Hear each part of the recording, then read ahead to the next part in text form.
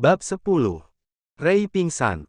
Ray pergi pagi-pagi sekali ke sekolahnya dengan mengayuh sepeda. Meskipun dia merasa sedikit pusing dan lelah, namun tak menyurutkan semangatnya untuk pergi ke sekolah. Bukan karena apa, tapi dia merasa sesak nafas jika terus berada di mansion mewah itu. Lebih baik di sekolah, berkutat dengan buku-buku, daripada mendengar pertengkaran Marva dan Viola, apalagi Marva juga dilarang kemana-mana oleh kakek Franz. Sesampainya di sekolah, banyak pasang mata yang menatap dirinya dengan tatapan aneh. Bisik-bisik mulai terdengar. Sepertinya memang dia yang jual diri di hotel itu. Bukannya pria itu dulu juga sekolah di sini, ya? Iya, dia juga masih keluarga dari keluarga Abraham. Enggak aneh sih kalau dia jual diri, dia kan hanya murid beasiswa di sini, sama seperti Freya, tuh. Freya gaul sama murid-murid kayak buat pansos doang. Ray yang mendengar itu merasa kesal. Bukan hanya dirinya yang dibicarakan, tapi Freya yang tak tahu apa-apa juga menjadi sasaran. Jangan-jangan Freya juga dikeluarkan dari sekolah karena ketahuan jadi simpanan omong. Kalian bisa diam gak sih? Ingat, kita semua yang di sini masih satu keluarga, meski tak memiliki hubungan keluarga secara khusus. Kalau keluarga Abraham sampai tahu kita bergosip, bisa bahaya. Halah, iya kita memang saling terhubung. Tapi Freya dan dia kan bukan siapa-siapa di sekolah ini, hanya mengandalkan beasiswa, kok. Ray menghela nafas berat. Dari mana mereka tahu kalau yang di hotel bersama Kak Marva itu aku? Lagian kalian sok tahu banget, belum tentu itu dia. Cek, yang memakai seragam lusuh siapa lagi sih, kalau bukan dia? Ray memejamkan matanya. Benar, seragam lusuh inilah yang menjadi bukti. Memang tidak ada lagi murid yang menggunakan seragam seperti dirinya. Bahkan Freya yang juga murid beasiswa dan menjual kue pun, seragam sekolahnya bagus. Dia jadi menyesal pergi ke sekolah, seharusnya dia bolos saja sampai jam sekolah selesai, lalu kembali ke mansion seolah dia telah mengikuti pelajaran. Dia sudah tak memiliki lagi semangat untuk sekolah, bahkan untuk hidup. Hidupnya menjadi semakin berantakan sejak kepergian neneknya. Dia kehilangan arah, dan tak memiliki jalan pulang. Gunjingan dari berbagai arah membuat dirinya tertekan, dan semakin merasa pusing. Ray, kamu baik-baik saja? Tanya wali kelasnya. Baik, Bu. Kamu istirahatlah di UKS, atau kalau kamu mau, kamu bisa pulang. Saya di UKS saja, Bu. Ray lalu keluar kelas, namun saat beberapa langkah, dia memutar arah. Kakinya melangkah ke halaman belakang, tempat yang sering Freya datangi bersama Miko. Dia duduk di tempat yang sama dengan Freya. Freya, entah apa yang saat itu kamu alami hingga kamu seperti itu. Apa yang aku rasakan saat ini, hampir sama dengan yang kamu rasakan saat itu. Kamu adalah satu-satunya temanku, tapi kenapa kamu harus pergi tanpa memberi kabar padaku? Ray memejamkan matanya, mungkin kini dirinya bisa mengerti mengapa dulu Freya suka ke tempat ini, karena tempat ini menjadi pilihan terakhir, bahkan tak dianggap bagi murid-murid lainnya yang dilatih disiplin di sekolah ini. Sementara itu, Franz, Charles dan Arlan sedang berbicara serius di perusahaan milik Arlan. Jadi, apa benar Marva ke hotel bersama salah satu murid di sekolahku? Itu benar, jawab Franz. Siapa gadis itu? Aku akan mengeluarkannya dari sekolah karena telah mencoreng nama baik sekolah. Jangan, Arlan. Kenapa, ayah? Kamu tidak perlu tahu, yang jelas jangan mengeluarkan gadis itu. Dia sudah kelas 3 SMA dan sebentar lagi akan ujian nasional lalu lulus. Berikan aku alasan yang jelas. Ini urusan keluarga Charles. Kalau begitu tidak ada alasan bagiku untuk mempertahankan gadis itu. Aku tidak rugi mengeluarkan satu murid. Nama baikku dan perusahaan jadi semakin buruk. Belum lagi berita miring tentang Arby. Apa kamu akan mengeluarkan Arby dari sekolah? Tentu saja tidak. Sekolah itu milik keluargaku, Arby anak kandungku dan dia anak satu-satunya. Berita tentangnya juga tidak sepenuhnya benar, kalian juga tahu itu. Jadi, kalau ayah dan Charles ingin aku mempertahankan gadis itu, berikan aku alasan yang kuat. Hening, Franz dan Charles saling menatap. Gadis itu bernama Ray. Dia adalah istri kedua Marva. Apa? Istri kedua? Bukankah Viola masih hidup, tapi kenapa Marva menikah lagi? Apa dia menikah diam-diam? Apa dia menghamili perempuan lain? Marva tidak seperti itu, Lan, ucap Charles yang membela anaknya. Lalu, ayah yang meminta Marva menikahi gadis itu, untuk memiliki keturunan.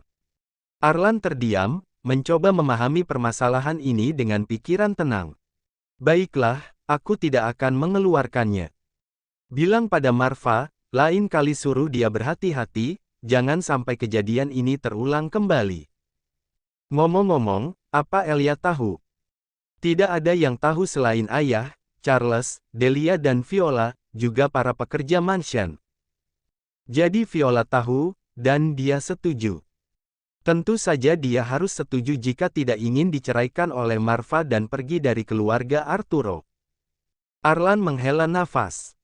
Ngomong-ngomong, bagaimana keadaan Arby saat ini? Apa cucuku itu baik-baik saja? Ya, secara fisik dia baik, tapi tidak dengan hatinya. Memang kenapa dia? Aku tidak bisa mengatakannya, ini berhubungan dengan keluarga Zanuar. Oh ya, siapa kira-kira yang menyebarkan berita ini? Tanya Charles. Sampai sekarang belum diketahui. Tapi, kemungkinan dua orang yang melakukannya, dan sepertinya mereka tidak saling berhubungan.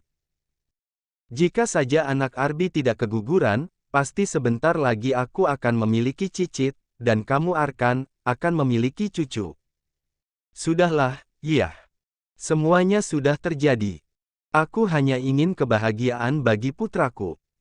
Dia selalu terlihat sedih, namun terlihat tegar di hadapan orang-orang. Aku tahu, karena dia anakku. Bahkan dia tidak pernah meminta padaku kecuali satu hal. Arlan kembali terkenang akan permintaan anaknya saat kecil dulu, yang kadang membuatnya tertawa geli. Baiklah kalau begitu. Bilang pada Arby untuk mengunjungi kakeknya ini, jangan hanya Theo saja yang dikunjungi. Ya, ayah. Franz dan Charles lalu meninggalkan perusahaan Arlan untuk kembali ke perusahaan mereka. Apa menurutmu, Ray akan memberikan Marva anak? Aku harap begitu, ayah. Aku dan Delia juga sebenarnya menginginkan seorang cucu. Jika nanti perusahaan sudah diserahkan kepada Marva sepenuhnya untuk dia urus, aku dan Delia bisa bermain dengan cucu kami. Franz mendengkus mendengarnya. Apa sekarang kalian sudah berpikir tentang cucu? Bukankah saat itu kalian menentang Marva menikah lagi? Tapi kan sekarang mereka sudah menikah, ayah. Tidak ada salahnya jika kami jadi berharap segera memiliki cucu, agar pernikahan mereka tidak sia-sia. Saat pulang sekolah, kembali Ray ditatap oleh orang-orang, bahkan lebih banyak lagi. Lihat itu, cewek berseragam lusuh. Benar, kemungkinan memang benar kalau yang di hotel itu dia. Dilihat dari postur tubuhnya, sama. Rambutnya juga kelihatan sama. Lagi-lagi mereka bergosip pelan, tapi bukan berarti Ray tidak mendengarnya. Mungkin dia seperti itu untuk kebutuhan hidupnya. Lihat sendiri kan, kalau dia ke sekolah hanya memakai sepeda. Dulu sepedanya butut, sekarang bagus. Dulu tasnya juga gembel, sekarang bagus. Tapi barang-barangnya yang lain masih terlihat jelek. Ya takut mencolok mungkin, kalau semuanya serba baru. Padahal aku mendapatkan sepeda dan tas itu karena bantuan Freya. Apa jadinya kalau saat itu aku menerima perintah Tuan Franz untuk membeli seragam baru untukku, yang begini saja sudah jadi omongan. Ray mulai mengayuh sepedanya, mencoba mengabaikan bisikan-bisikan yang membuat dirinya tertekan. Bagaimana dirinya tidak merasa tertekan, di saat seperti ini tidak ada tempat baginya untuk bersandar. Mau pada siapa dirinya menceritakan keluh kesahnya ini? Pada Marva. Jelas tidak, karena ada Viola yang selalu menaruh curiga padanya. Bahkan jika seandainya Ray tersenyum pada Marva sekedar sopan santun saja, mungkin dia akan langsung dianggap menggoda Marva. Pada ibu mertuanya. Tidak juga. Mereka tidak pernah dekat sebagai mertua dan menantu. Terkadang Ray berpikir kalau ibu mertuanya itu menganggap dia adalah perusak rumah tangga anaknya. Pada ayah mertuanya. Tentu tidak. Mereka satu rumah namun tak pernah bertegur sapa. Jika berpapasan, Charles hanya akan meliriknya sesaat lalu tak peduli. Pada Franz, Ray sudah tahu jawabannya. Pria tua itu akan mengatakan padanya agar tidak perlu memikirkan hal lain yang tak berguna. Cukup fokus saja memberikan Marva anak, karena itu adalah tugas utamanya. Sesekali Ray mengusap air matanya sambil mengayuh sepeda. Dia benci menjadi orang miskin. Karena miskin dia terpaksa menjual dirinya. Karena miskin, sejak awal dia tidak bisa memberikan perawatan yang baik untuk neneknya. Karena miskin harga dirinya terinjak-injak. Karena miskin dia diremehkan orang-orang di sekitarnya. Air matanya turun semakin deras. Siapapun pasti ingin lahir dengan sendok emas, namun takdir manusia itu berbeda-beda. Ray membutuhkan waktu lebih lama untuk tiba di mansion, karena kaki terasa berat untuk mengayuh ke mansion. "Kamu baru pulang?" tanya Marva. Ray mengangguk, mereka dapat melihat wajah sendu dan pucat dari Ray. "Kamu enggak apa-apa?" tanya Marva lagi. "Iya," jawabnya singkat dengan suara bergetar. Diliriknya Viola yang terlihat tidak suka dengan perhatian Marva, walau sebenarnya itu hanya pertanyaan biasa, namun bagi wanita yang dilanda cemburu, apa saja selalu salah. "Saya ke kamar dulu." Marva mengikuti langkah Ray yang menuju kamarnya. Kepala Ray semakin terasa berat, dan matanya mulai berkunang-kunang saat menaiki tangga. "Brooke." Ray jatuh dalam dekapan Marva. Untung saja Marva sigap menangkap tubuh kurus itu. "Kenapa? Apa yang terjadi dengannya?" tanya Franz. "Tidak tahu, dia pingsan saat di tangga, untung saja aku ada di belakangnya." Franz lalu menyuruh pelayan untuk memanggil dokter keluarga. Marva meletakkan Ray di atas kasur dengan hati-hati. Dibukanya sepatu dan kaos kaki Ray, membuat Viola semakin dilanda cemburu, seolah Marva membuka baju Ray dan ingin bermesraan. 20 menit kemudian dokter datang dan langsung dibawa ke kamar Ray. Dokter itu segera memeriksa kondisi Ray yang terlihat sangat pucat disertai keringat dingin. Dokter memeriksa detak jantung dan denyut Ray, diperiksanya berulang kali untuk memastikan apakah dia salah mendiagnosa atau tidak. "Bagaimana?" tanya Marva. "Apa dia sudah memiliki suami?" Dokter bertanya seperti itu karena Ray masih memakai seragam sekolah, tapi aneh juga jika memiliki suami namun masih sekolah. Tapi dia kembali teringat akan Arby yang juga masih sekolah. Memangnya kenapa? Apa hubungannya? Tentu saja ada, karena dia sedang hamil. Apa ini anak salah satu pelayan? Apa dia diperkosa? Dek, dek, dek. Bukan hanya Marva yang kaget, tapi juga Viola, Franz, Charles, dan Delia. "Hamil? Kamu yakin?" tanya Franz. Untuk memastikannya harus ke dokter kandungan. Dia mengalami stres yang berlebih, apa baru saja terjadi sesuatu? Tak ada yang menjawab karena mereka memang tidak tahu. Namun mereka teringat saat pulang sekolah, Ray berwajah murung dan terlihat habis menangis. "Hubungi Bram, suruh dia mencari tahu apa yang terjadi di sekolah." "Jadi, siapa dia?" Dokter itu masih penasaran. "Dia istri Marva," jawab Franz. "Apa?" Dilihatnya Viola yang diam menunduk. "Dia hamil, Marva benar-benar melakukannya dengan perempuan itu." "Marva, kenapa kamu tega sama aku? Tidak bisakah kamu menghargai aku sebagai istrimu? Apa kamu begitu takut dengan kakekmu? Jaga dia baik-baik, kondisinya sangat kemah, dikhawatirkan dia akan mengalami keguguran. Kalau dia sudah lebih baik, segeralah bawa dia ke rumah sakit. Marva, Franz, Charles, dan Delia menatap Ray yang masih memejamkan matanya. Mereka merasa terharu, dan tidak pernah menduga sama sekali, terutama Marva. Hamil. Ray benar-benar hamil. Aku akan menjadi ayah. Jantung Marva semakin berdetak kencang saat dia menyebut ayah untuk dirinya sendiri. Terima kasih Marva, kamu sudah memberikan kebahagiaan untuk kakek. Franz memeluk erat tubuh cucunya itu. Charles juga tak mau ketinggalan, dia memeluk Marva, begitu juga dengan Delia. Franz dan Charles berpandangan dan tersenyum. Kami keluar dulu, mulai sekarang kamu harus menjaga Ray dengan sangat baik, begitu juga dengan anak kamu. Ya, aku mengerti. Ayo Viola, biarkan Marva menjaga Ray. Viola sebenarnya enggan meninggalkan Marva berdua saja dengan Ray, tapi perkataan Franz adalah sesuatu yang tidak dapat dibantah. Viola menutup pintu kamar, namun sebelum pintu itu tertutup, dia melihat Marva yang duduk di sisi tempat tidur sambil mengelus perut Ray. Bahkan dia tidak mengatakan sesuatu padaku, juga tidak menatapku. Perlahan Ray membuka matanya, dilihatnya Marva yang sedang mengusap rambutnya yang masih meneteskan air. Kamu sudah bangun, kamu mau makan apa? Tidak ada, saya masih kenyang. Oh ya, saya kenapa, Kak? Tadi kamu pingsan di tangga, untung saja tidak sampai jatuh. Mulai sekarang kamu harus berhati-hati, karena kamu sedang hamil. Dek, apa? Hamil? Iya, hamil. Besok kita ke rumah sakit untuk periksa kandungan. Ray menunduk melihat perutnya, lalu mengusapnya. Perlahan isak tangisnya terdengar. Kenapa kamu menangis? Apa kamu tidak senang? Isakan itu semakin terdengar nyaring.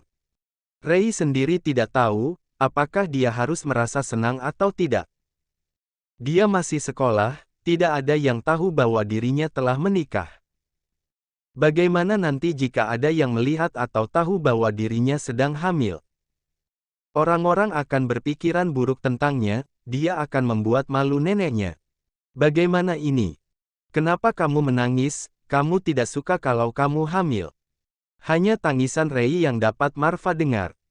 Tubuh itu bergetar hebat, membuat Marva semakin tidak mengerti apa yang Ray rasakan saat ini. Apa dia tidak bahagia karena akan segera memiliki anak? Karena terlalu banyak menangis, Ray kembali tidur dalam pelukan Marva. Marva menarik selimut hingga leher Ray, namun sebelumnya dia telah mengganti baju Ray dengan baju biasa dan mengelap tubuh istrinya itu dengan handuk hangat. Setelah semuanya selesai, Marva ke ruang keluarga untuk bertemu dengan yang lainnya. Jadi, apa yang sebenarnya terjadi di sekolah? Tanya Franz pada Bram yang baru saja tiba. Marva mendudukkan dirinya di sofa sebelah Charles. Dari informasi yang didapatkan, tersebar gosip bahwa murid yang sedang bersama Tuan Marva di hotel itu adalah Nona Ray. Mereka membicarakan Nona Ray yang dianggap jual diri. Apa, bagaimana mungkin? Bukankah di foto itu wajah Ray tidak terlihat? Bagaimana bisa mereka mengetahuinya? Itu karena seragam Nona Ray. Seragam? Apa maksudnya? Di foto itu, terlihat murid yang menggunakan seragam lusuh, sedangkan di sekolah, hanya Nona Ray yang memakai seragam seperti itu. Jadi mereka langsung menebaknya dengan mudah. Cek, ada-ada saja. Seharusnya dia menuruti perkataanku untuk memakai seragam baru. Tapi Tuan, mereka juga membicarakan Nona Ray yang memakai tas dan sepeda baru. Jika Nona Ray memakai seragam baru juga, mereka akan semakin membicarakannya. Tas dan sepeda. Maksud kamu tas dan sepeda yang biasa dia pakai? Benar, Tuan. Sebelumnya Nona Ray memakai tas dan sepeda butut, namun sekarang tidak. Memang siapa yang memberikannya? Bukankah dia sudah memilikinya sebelum menikah dengan Marva? Tidak diketahui siapa yang memberikannya, karena Nona Ray tidak memiliki teman dekat di sekolah. Ya sudah. Kenapa hanya karena seragam, tas dan sepeda harus dibesar-besarkan? Bukankah hal yang wajar jika seseorang memiliki barang baru?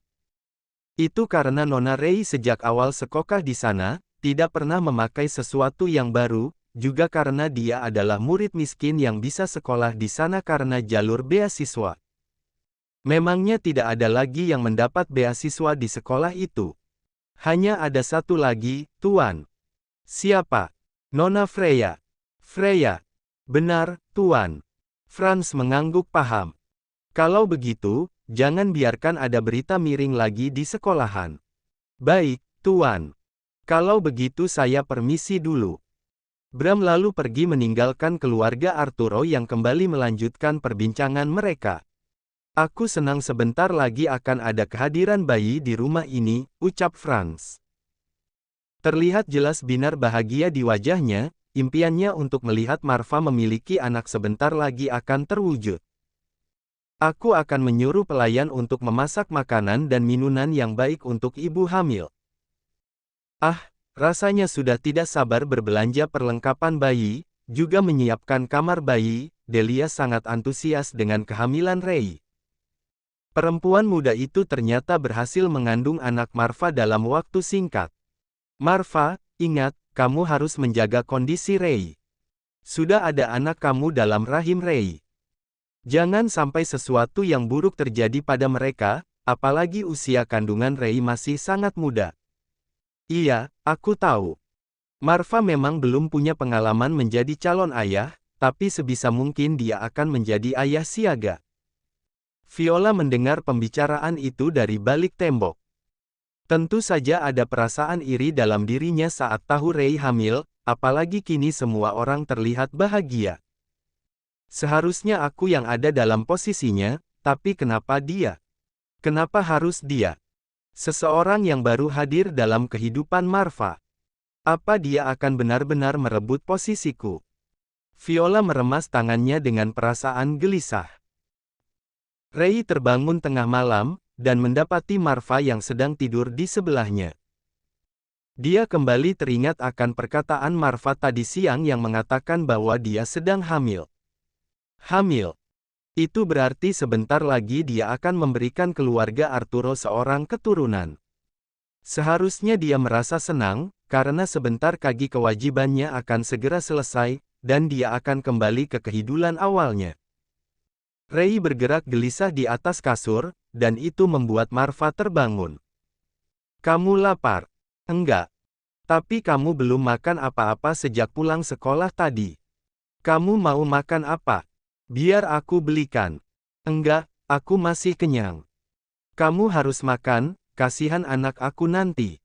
Anak aku. Ya, sudah menekankan bahwa ini anaknya, bukan anakku apalagi anak kami.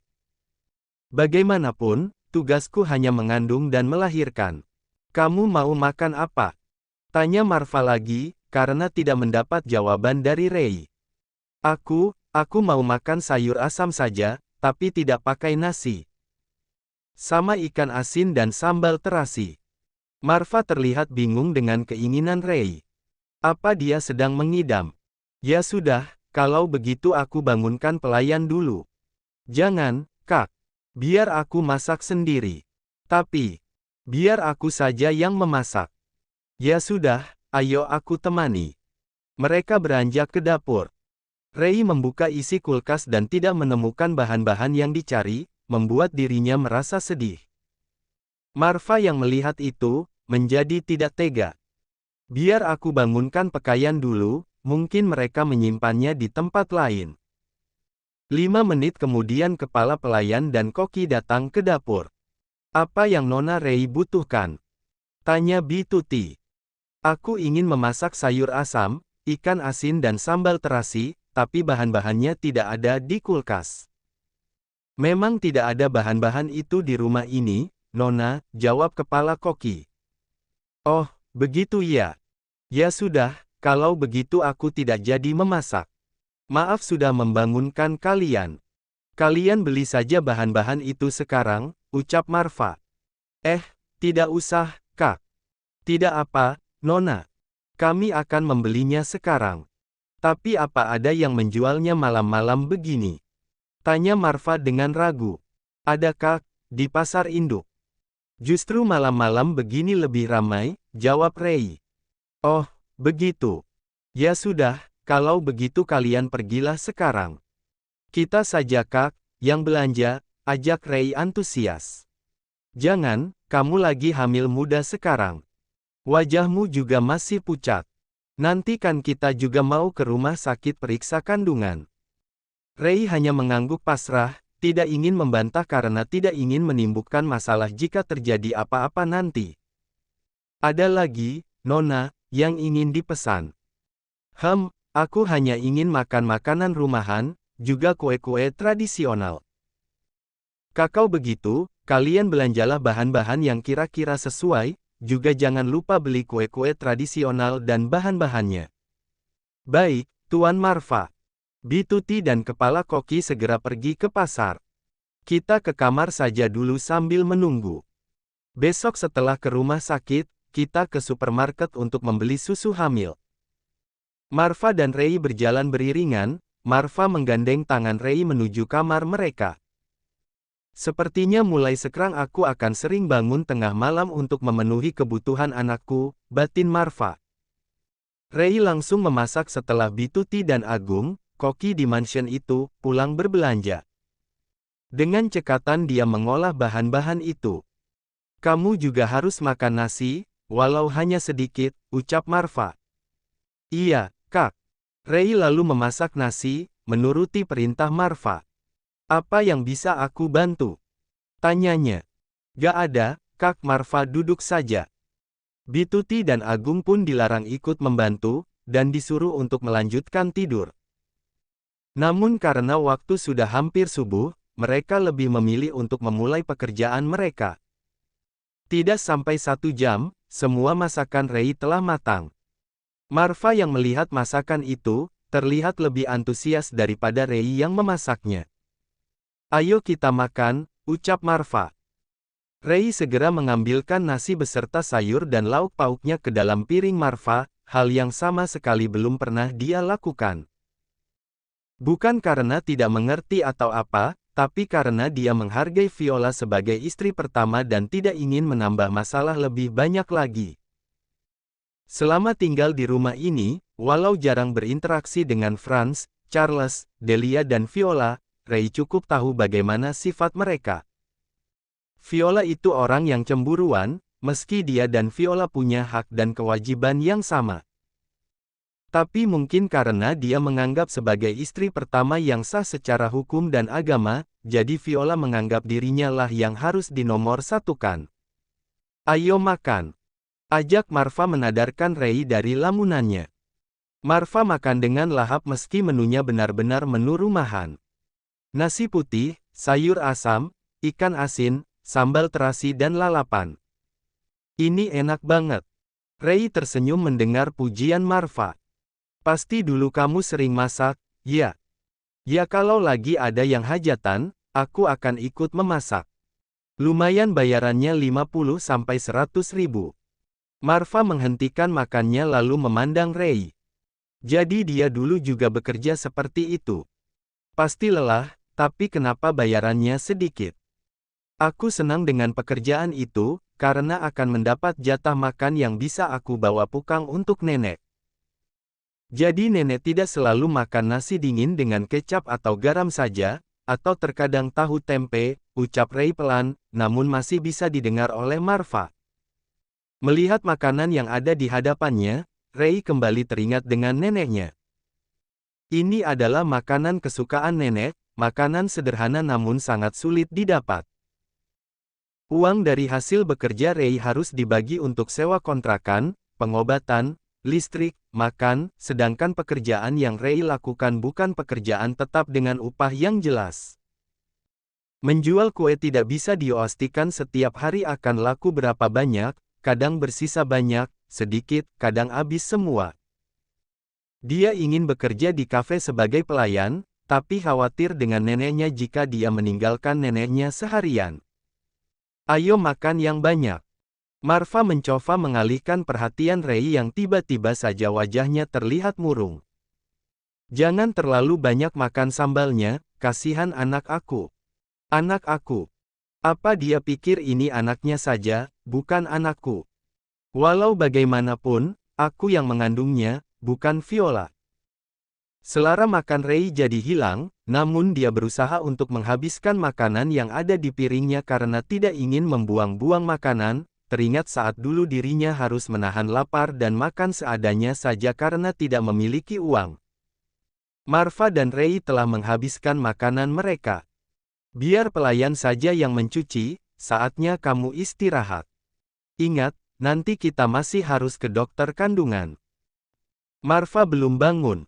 Tanya Delia. Loh, ini kok tumben ada menu ini pagi-pagi? Kali ini Franz yang bertanya. Tadi sebelum subuh, Nona Ray memasak, Tuan. Dia ingin makanan ini, tapi karena tidak ada bahan-bahannya, jadi saya membelinya di pasar, ucap Bituti. Jadi ini yang memasak Ray. Benar, Nyonya. Meskipun ada hidangan lain, tapi Delia, Franz dan Charles memilih makanan yang dimasak oleh Ray, kecuali Viola yang lebih memilih nasi goreng. Apa saja yang dia minta? Sepertinya Nona Ray menyukai makanan rumahan, Nona Ray juga meminta kue-kue tradisional. Ya sudah, kalau begitu siapkan saja stok bahan-bahan untuk membuat kue, juga masakan yang lainnya. Tuan Marva sudah memerintahkan saya untuk membelinya, Nyonya. Franz merasa senang karena Marva cepat tanggap. Dia jadi teringat bagaimana dulu saat istrinya tengah mengandung Charles dan mengidam ini itu, sedangkan Charles dan Delia juga mengingat bagaimana dulu Delia yang mengandung dan mengidam. Hanya Viola saja yang hingga saat ini belum merasakan itu, membuat dirinya berkecil hati dan merasa tersindir meski sebenarnya tidak ada yang menyindirnya.